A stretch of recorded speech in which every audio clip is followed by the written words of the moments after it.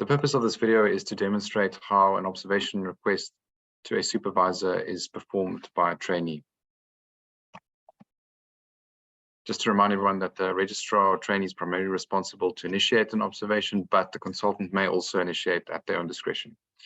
So after an activity takes place that the trainee has identified as something that they want to have observed, a request is sent to the supervisor, which is done using a smartphone and a short Google form, which is something that I'll demonstrate shortly and is the point of this video.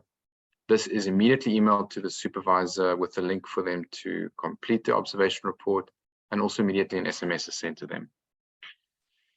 So how to find the request to send an observation to the consultant? Well, firstly, you can email. You can search through emails to look for something, an observation link. This will be sent out monthly, as well as a progress dashboard to all the registrars. We also have the trainee comms WhatsApp group, and the link is posted in the description there. That's probably the easiest way to find it. And finally, there are also posters with QR codes that will be placed in strategic locations in the hospital. So you can see here's the comms group that all the trainees are a part of. And if you go to the to the description part, you can see the observation request form there, and you simply tap on that to open it. Otherwise, there will also be these posters, and you simply hover your cell phone camera over this QR code poster, and you tap on the link that appears on the screen, and it will take you to the observation request form.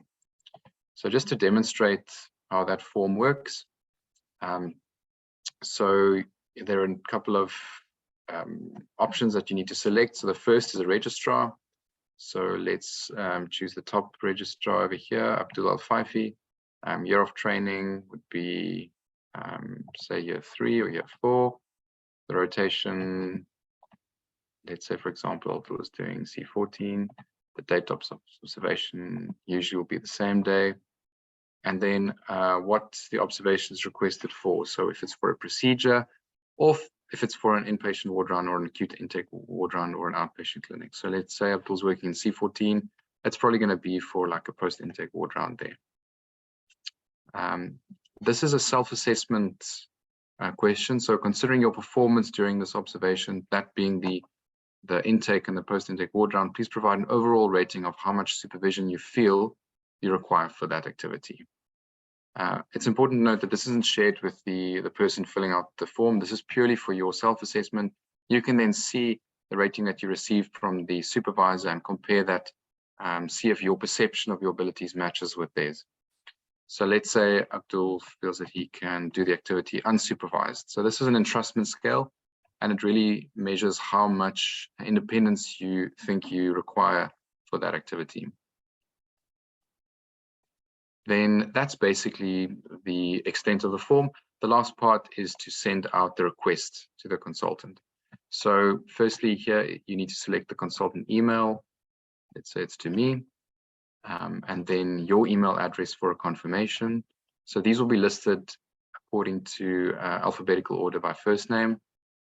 And then the type of request to send to the consultant. So this was an inpatient or inpatient ward round request. This is important to choose because this link will be sent to their email as well as to the SMS that they can simply tap and open. The very last thing to select is the cell phone number. So firstly, you need to look up the name and number that corresponds. So let's say, for example, here's Daniel Nell, and then to notice where this falls in the list. And then you have to actually select the individual number here. I realize this is a little bit awkward, but it's the best way to go about doing it and to set up an immediate SMS to the consultant. So here I can see, here's the number, it kind of ends with 780, and it's about 8 numbers in. And then here, 780, about 8 numbers in. So you just check that that correlates to that, and then that's the right number.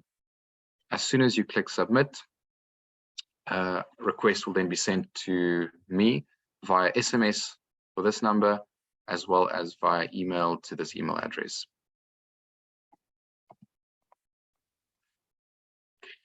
The final thing to show is the dashboard. So this kind of keeps track of all the observations performed by all the registrars. You can see here, firstly, you can select the date range to display. So this can be a full year or it can be a full rotation. That'll probably be the most sensible. Note that all of these are dummy names. So none of these are real assessments or real people.